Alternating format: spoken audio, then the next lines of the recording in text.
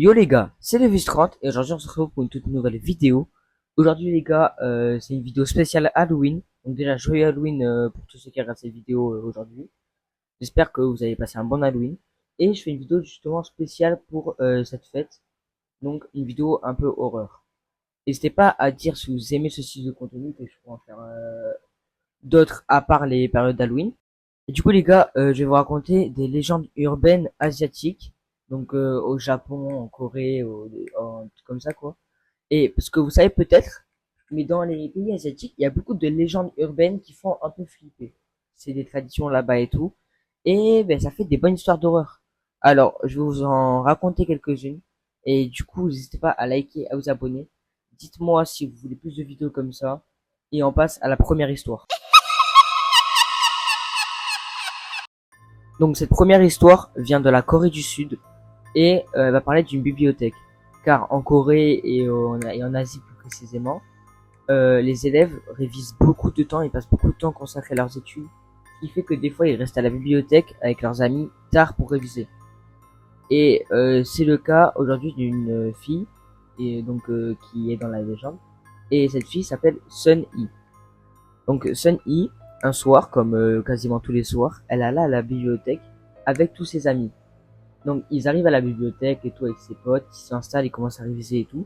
Et Sun Yi, elle a une envie pressante, elle a envie d'aller aux toilettes. Bon, généralement, elle part jamais seule aux toilettes, mais là, ses potes, ils avaient la flemme de venir avec elle et tout, donc elle y allait seule. Donc du coup, elle va aux toilettes et elle laisse ses potes dans la bibliothèque en train de réviser. Donc voilà, elle fait ses choses et tout, ses bails. Et en gros, dans la bibliothèque, donc ses potes sont là en train de réviser, et il y en a un qui entend toquer à la fenêtre. Donc la fenêtre, il y avait les volets qui étaient fermés, on voyait pas s'il y avait derrière, mais ils entendent toquer à la fenêtre. Donc il y a un garçon qui se lève et qui s'approche de la fenêtre et il ouvre cette fenêtre.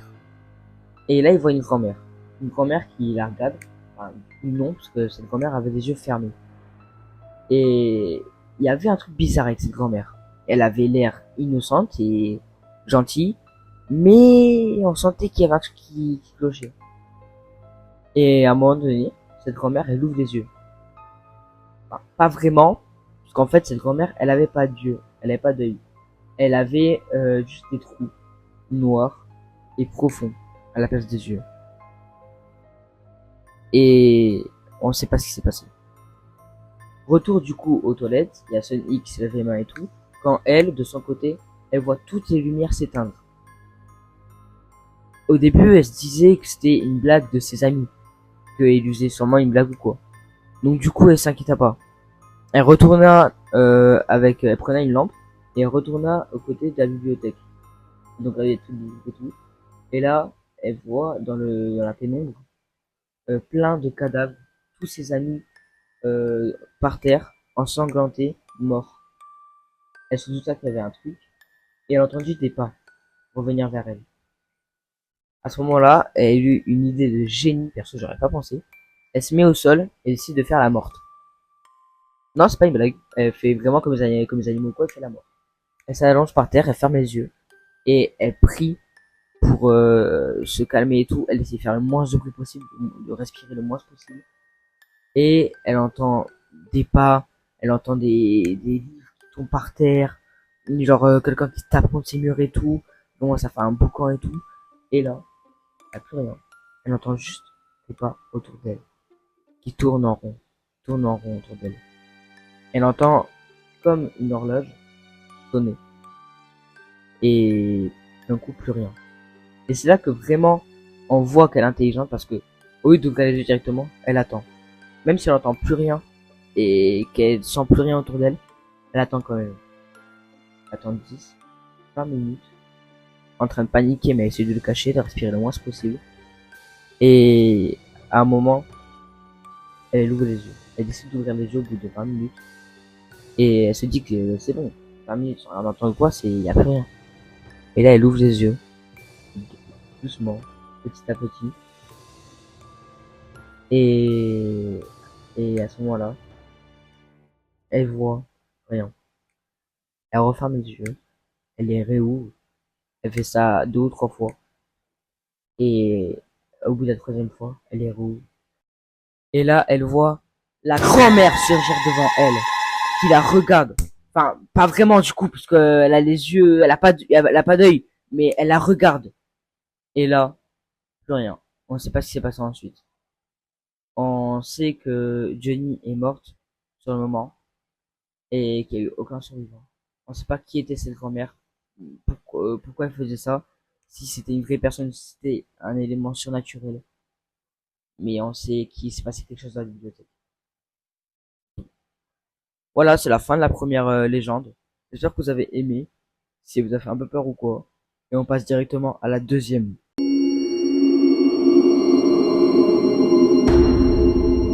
Cette fois-ci, c'est une légende japonaise. Hachikaku-sama est un spectre au Japon, et Hachi signifie 8 en japonais, et Shaku était une ancienne unité de mesure. Donc en gros, c'était un peu une femme qui mesurait en gros genre 3 mètres et quelques. Voilà, donc en gros c'est énorme. C'est ça qui la décrit. Donc voici l'histoire.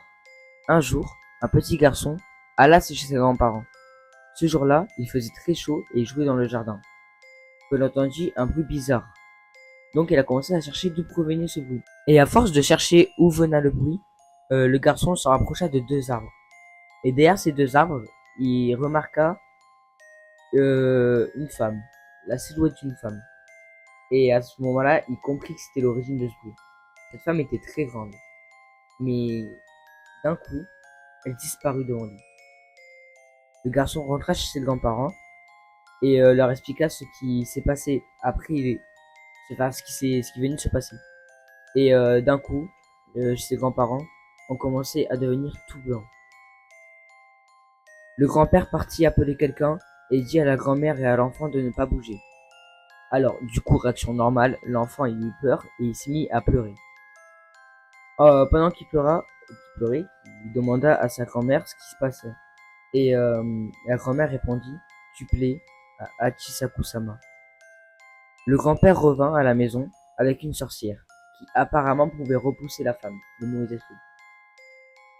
Alors il enferma l'enfant dans une salle, avec du sel par terre, un portrait de Bouddha. Si le garçon avait peur, il devait prier devant Bouddha, et enfin la sorcière lui donna à l'enfant un parchemin qu'il devait toujours garder dans ses bras.